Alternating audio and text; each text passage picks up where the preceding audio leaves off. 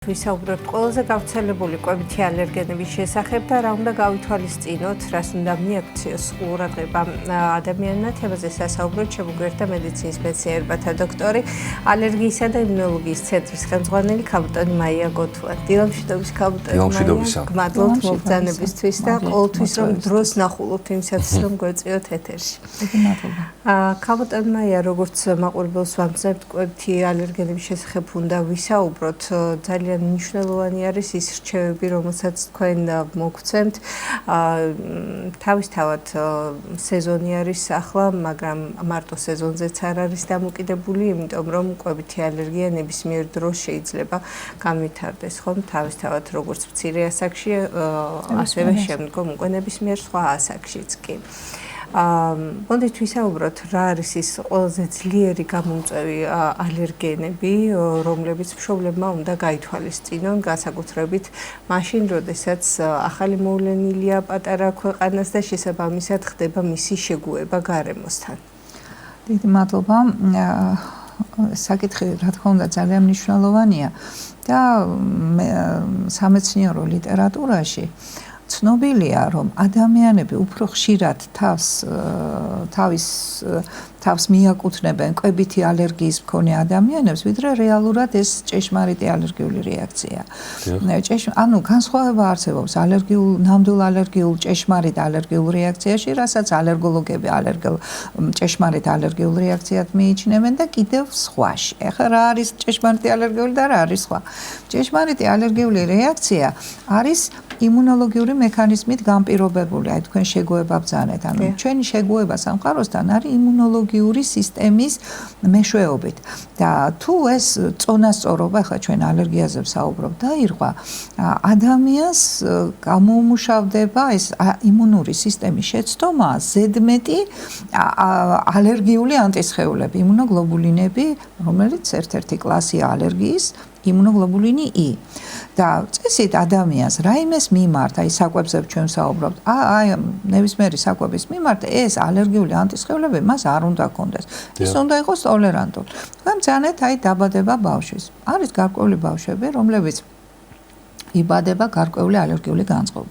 ეს ალერგიული განწყობა უფრო ხშირად იმ ოჯახებს აქვს, სადაც ალერგია რომელიმე ახლო ოჯახის უახლოეს ნათესავებს აქვს. გენეტიკურად. ანუ არასავალდებულო, არამედ გენეტიკური განწყობა. ამიტომ ჩვენზე არის დამოკიდებული, როგორ მოვეყრობით აი ამ ახალშობილს, რომ მას ეს ალერგია არ განუვითარდეს და შემდგომ არ შეაწუხოს ცხოვრებაში. რა თქმა უნდა, აქ ახლა პირველ რიგში არის, რომ თუ ეს არის ბუნებრივი კვება, ბუნებრივი ეს ყველაზე უფრო ფიზიოლოგიურია და შესაბამისად ბავშვისთვის არის უფრო იმუნურად იოლად მისაღები და ეს არის საუკეთესო გამოსავალი. თუმცა დედამაც უნდა იცოდეს, ჩვენ დედას ვეუბნებით, რომ ორსულობის დროს რაიმე შეზღუდვა არ არის, მაგრამ ზომიერი, ნორმალური კვება და არა გადამეტებით რაიმეს განსაკუთრებით, მაგრამ შეზღუდვა არ არის.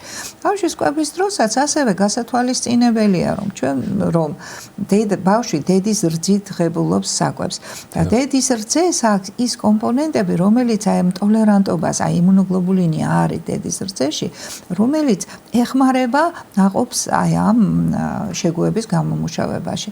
და მეორე მხრივ შეიძლება ისიც იყოს, რომ დედამ ჭამოს რაღაც საკვები, რომლის მიმართაც ბავშვმა გამოავლინოს რეაქცია.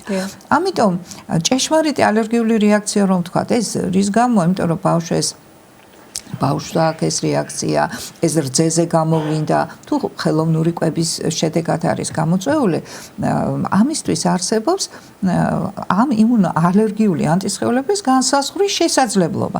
ნებისმიერ ასაკში ბავშვი ეს არის რამოდენიმე დღის თუ ასაკით მომატებულ ასაკში ბუნებრივია, უფრო მარტივია, შეიძლება ავიღოთ სისხლი და განსაზღვროთ.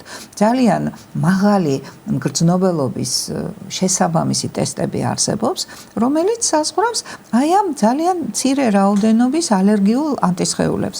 და ის თუ აღინუსხება გარკვეული, ასე ვთქვათ, მინიმალური რაოდენობითაც კი, ის მიუთითებს, რომ ამბავს გარკვეული განწყობა აქვს.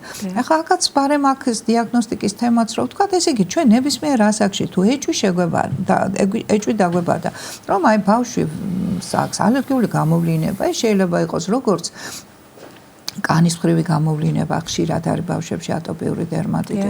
ხანდახან შეიძლება იყოს ასთმური მოვლენებიც, ხანდახან არის კიდე ჩვენ ანაფილაქსიაზე აქ ვისაუბრეთ, რომ შეიძლება იყოს ძლიერი ძალიან პატარა ასაკში აღწერილია 2 კვირის ბავშვი ანაფილაქსიური რეაქციის განვითარებაც კი. ანუ მე ვამბობ, რომ ყველა კლინიკური გამოვლინებით, ყველაზე ხშირი ატოპიური დერმატიტი, ან ჭინჭრის ციება, ან შეშუპება, რაღაცა კლინიკური სიმპტომი. ყველაზე ხშირად არის ეს ატოპიური დერმატიტი. შეიძლება იყოს კუჭნაწლავის მხრივაც გამოვლინებაც, ამაზე ვისაუბრებთ.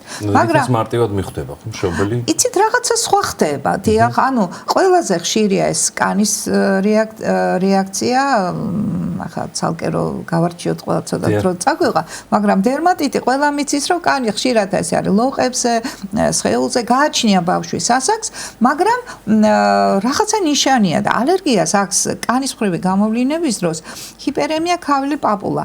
ანუ ქავილი ძალიან სპეციფიურია, რაღაცა ელემენტი, რომელიც არის ხშირად პაპულა, ან დერმატიტის სახით, რომელიც რაღაც სიმშრალეა, ჰიპერემია, ქავილია და ასე შემდეგ. და აი ეს უკვე იპყრობს ყურადღებას, რომ რაღაცა არ არის სწორედ და იქნებ მიმართოთ ექიმს, რომ გავარკვიოთ და ზოგჯერ ესენი პაციენტები ფიქრობენ, რომ აბა ამ პატარა ბავშვს როგორ უნდა დაუდგინდეს რამ. აი ეს ჩვეულებრივ სისხლით შეიძლება იყო ძალიან აი ვიმეორებ აი დღეების ბავშვშიც და ეს ვთქვათ დიაგნოსტიკა ჩაატარა. მეორე არის რომ უფრო დიდი როდესაც ხდება, შეიძლება კანის სინჯითაც, აი როგორც ჩვენ გარემო ალერგენებზე ვაკეთებთ სინჯებს, ასევე შეიძლება გააკეთოს სინჯი, რომ აი ეს იმუნოგლობულინი აღნუსხო. ერთი არო სისხლით საზღვრა და მეორე აი რატომ მაგალითად კანის სინჯით ვაკეთებთ. ეს იმუნოგლობულინი არის კანის მასენსიბილიზირებელი. ამიტომ ჩვენ თუ კანის სინჯს ვაკეთებთ, კანი ირიბად გვეუბნება, რომ ადამიანის სისხლში არის ეს ანტისხეულები და უნდა შესაბამისი ზომები ვიხმაროთ.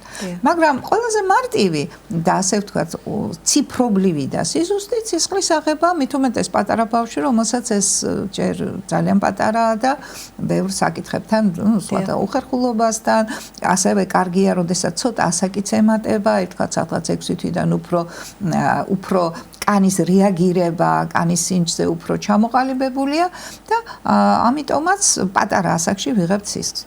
თუ ეს არ ვნახეთ, აი ვთქვათ აღმოჩნდა, რომ ბავშვი არის ბავშვს გარკვეული რეაგირება, მაგალითად არის ხელოვნურ კვებაზე და ბავშვს დაეწყო აი ესეთი კუჭნაწლავის მოვლენები, დიარეა, მუცლის ტკივილი, ეს ბავშვებში ისედაც ხშირად არის და არის ახლა საკითხი, რომ რა არის მიზეზი, ეს არის ჩვეულებრივი რაღაცა გარკვეული ადაპტაცია საჭირო ბავშვის რძესთან, თუ ეს არის რაღაცა უშუალოდ რძის მიერ გამოწვეული ალერგია.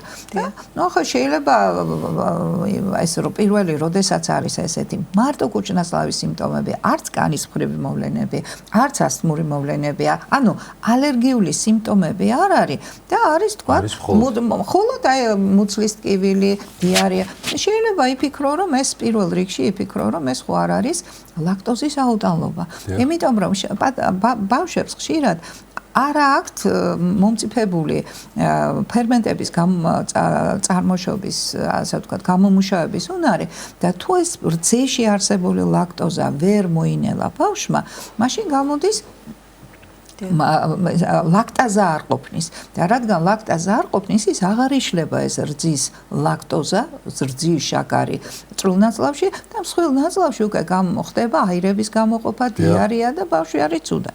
ესეთი ყვებითი აუტანლობა. ეს არის ყვებითი ფერმენტული აუტანლობა, ანუ ეს ალერგიული რეაქცია არ არის. ამას ვამბობთ, ის თუ ალერგიული რეაქცია, მას შეიძლება ჰქონდეს სხვადასხვა ალერგიული სიმპტომი. მაგრამ აქ მარტო კუჭნასლავის მხრივ მოვლენებია, დიარეა, ტკივილია, შეიძლება ჰქონდეს შეიძლება ეს ისე ამიტომაც პირველი პედიატრი ამბობს, რომ რაღაცა მოდი ავიღოთ ულაქტოზო საკვები, ან სპეციალური ადაპტირებული ნარევი, რომელიც არ შეიცავს ლაქტოზას, იმიტომ რომ არ მოხდეს ბავშვის თქვათ შეწუხება. არსებობს კიდევ სხვა დაავადებებიც, რომელიც გავს წყებით ალერგიას, მაგრამ არც წყებითი ალერგია არ არის და არც ლაქტოზის აუტანლობა. ახლა აქაც შეიძლება თქვათ, რომ როგორ შეიძლება გავარჩიო, აი ეს საკითხი რომ მოვჩეთ. ლაქტოზის აუტანლობა უფრო იმას თავისი ტესტები აქვს უფრო მოსდილ ასაკში და ყველაზე მარტივი არის კლინიკური, ასე ვთქვათ, შეფასება და თუნდაც აი ლაქტოზის შემცველი რძის პროდუქტის, ანუ ფორმულის ამოღება და ვთქვათ, შეცვლა ულაქტოზოდ.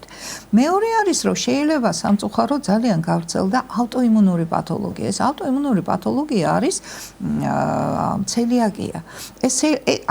ესეც სხვა, ეს არ არის ალერგია, იმიტომ რომ ალერგიაში არის ის ანტიგენ ანტისხეული, ან არსებობს უჯრედული ტიპის ალერგიები, რომელსაც ცალკე გეტყვით, მაგრამ გამოვრიცხოთ ეს ცელიაკია, რომელიც არის ავტოიმუნური დაავადება და ის ავტოიმუნური გულისხმობს საკუთარი ანტისხეულების გამომუშავებას თავისი სხეულის საწინააღმდეგოდ.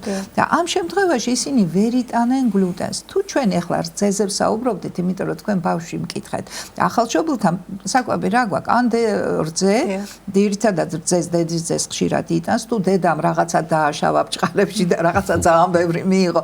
ეგეც გამოსწორებადია, ცხადია, მაგრამ თუ ეს არის ან ლაქტოზის აუტანლობა, ამასაც თქვათ მივხვდები და მაგრამ ცელიაკი არის რთული, იმიტომ რომ ცელიაკი არის ხორბალი. ანუ ეს მერე მოდის ხორბალს სანამ ბავშვი მიიღებს, ხო? და ეს ხორბლის გლუტენის აუტანლობა გულისხმობს იმას, რომ თუ ბავშვმა მიიღო გლუტენი, მას შეიძლება ჰქონდეს დიარეა, ღებინება, მუცლის ტკივილი და ასე შემდეგ. ქაბოდანმაია, ბავშვების ასაკიდან მოზრდილ ასაკზეც რომ გადავდეთ, იმიტომ ალერგია შეიძლება თქვა, მაგრამ ცელიაკია ყველა ასაკის არის, ყველა ასაკის არის, კი. და გარდა ამისა, შეიძლება იყოს ბავშვობაში არ ქონდეს ალერგია გარკვეულ საკვებებზე, მაგრამ შემდგომ უკვე მოზრდილ ასაკში იჩინოს ამ ყველაფერმა თავი, ხო? ეს რატომ ხდება, ასე ვთქვათ, და როგორ არის შესაძლებელი გავუმკლავდეთ ამ პრობლემას, საშუალებები არსებობს დიაგნოსტიკის და გარდა ამისა კიდევ რომ ვთქვათ შესაძლებელია თუ არა ეს პირველ ეტაპზე დაწყებული ალერგიული რეაქციები შემდგომ ასაკთან ერთადაც რომ მიჩუმადდეს, მინელდეს, ასე ვთქვათ და მიძინების პროცესში. აი ბოლოდან რომ კი პასუხოთ, უმრავლეს შემთხვევაში მადლობა ღმერთს ის ალერგია, რომელიც ბავშვთა ასაკში არის, უმრავლეს შემთხვევაში ნელ-ნელა ასაკთან ერთად გადის. რა თქმა უნდა, მას ხელი შეწყობა უნდა, რა თქმა უნდა, დიაგნოსტიკა უნდა ვიცოდეთ და ყველაზე ხშირად, თუ ეს არის რძე, ყველაზე ხშირად 1 წლის ასაკამდე, 1 წლის ასაკისთვის, თუ არა და შეიძლება უფრო დიდხანს გაგრძელდეს შემდეგი ეტაპი, შეიძლება 6 წლის, ზოგიერთი არის, რომელსაც ცოტა უფრო მოზრდილობაში მიყვება და იშვიათად, მართლაც სამწუხაროდ იშვიათად რჩება ისეთებიც, რომელთაც ეს ალერგია ძალიან მაღალი ჰქონდათ.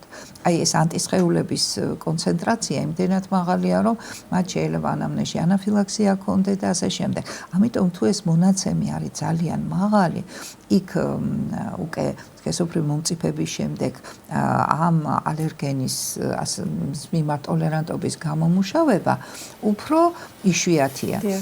ჩვენ ყავს ეს ძალიან შედარებით საბედნიერო მცირე პოპულაციის ადამიანებს ახასიათებს, მაგრამ არის ისეთი შემთხვევები, როდესაც აი ამ საკვებ ალერგენზე არატიპიური გამოვლინებაა. მაგალითად, ყავს ისეთი პაციენტები, რომელთაც ჰქონდათ ალერგიული ვასკულიტი, მაგალითად რძეზე და ძალიან დიდი ხანი ბუნებრივია ვერ ღებულობდა. ახლა უკვე დიდი ადამიანია და რძეს ღებულობს და არ არის. ანუ შეიძლება მოგვიანებით ასაკში მოხდეს და ეს გამოვლინებები ვიმეორებ არატიპიური. ახლა ტიპიური, რაც ჩვენ ვთქვით, კანის მხრივი ატოპიური დერმატიტი, ჭინჭის ძიება. ხანდახან ისიც საინტერესოა, რომ მოსახლეობა ფიქრობს, რომ აი თუ მე კვებითი ალერგია მაქვს, აუცილებლად კანის მხრივი გამოვლინება უნდა მქონდეს და ეს არ არის სწორი. შეიძლება იყოს ასთმური მოვლენა საკვებზე, ანაფილაქსის ერთ-ერთი კომპონენტია ასთმურიც არის. ანუ ასთმური მოვლენები შეიძლება იყოს, ისევე როგორც შეიძლება იყოს აი კუჭანსლავის მოვლენები, დიარეა, ღებინება და ასე შემდეგ. ანაფილაქსია არერთხელ ვახსენეთ საკვებთან ყველაზე ხშირად არის ასოცირებული სამწუხაროდ. წამალთანაც, მაგრამ საკვებიც ასევე პრობლემურია. რომელშიც ყოველთვის აქვს მშობელს თავისთავად ხავტანმაია და რჩევები რომ იცით როგორ უნდა მოიქცეს ასეთ დროს მშობელი, როგორ მინდება და შემდგომ უკვე სანამ მივალთ სამედიცინო დაწესებულებამდე მანამდე როგორ იცით რა არის, როდესაც ეს ანაფილაქსიის შემთხვევაში უნდა პაციენტმა რა თქმა უნდა თუ ეს პირველად არ ხდება, მან უნდა იცოდეს ისი დამნაშავე ალერგენი. შეიძლება ეს დამნაშავე ალერგენი შემთხვევით მოხდა, ხა წინამდეგ შემთხვევაში ხარ შეჭამდა, მაგრამ სამწუხაროდ ზოგჯერ ის დამალულია და არ არის დეკლარირებული. რაც სავალდებულოა, 9 მთავარი ალერგენი ახლა და უნდა როგორც ამერიკის ისე ევროპის რეკომენდაციით უნდა ყველას ეწეროს ყველა იმ ალერგენის შემცველობა პროდუქტს, როცა ადამიანი ღებულობს. ამიტომ თუ გეიცის ადამიანმა რომ მას აქვს რისკი ანაფილაქსიის, აუცილებლად ექიმმა უნდა გამოუწოდოს ეპიპენი, ანუ ავტოინექტორი ადრენალინის, ეს იქნება გვერდში ეპიპენი არის კუნჩი გასაკეთებელი ავტოინექტორი, რომლის არა მარტო უნდა იცოდეს და გამოწერილი ქონდეს, უნდა იცოდეს როგორ უნდა მოიხმაროს. და საბედნიეროდ ესეც თქვით და უნდა ვთქვათ, რომ ახალი ტიპის ადრენალინი გამოვიდა, ესეთ ავტო სამკურნალო ცხვირის, რომელიც ეხა ახალი შემოსულია და ბევრ ქვეყანაში არ არის. მაგრამ ხელმისაწვდომი გარკვეულ ქვეყნებში ხომ არის. ეს ამოსახერხებელია ბავშვებისთვის.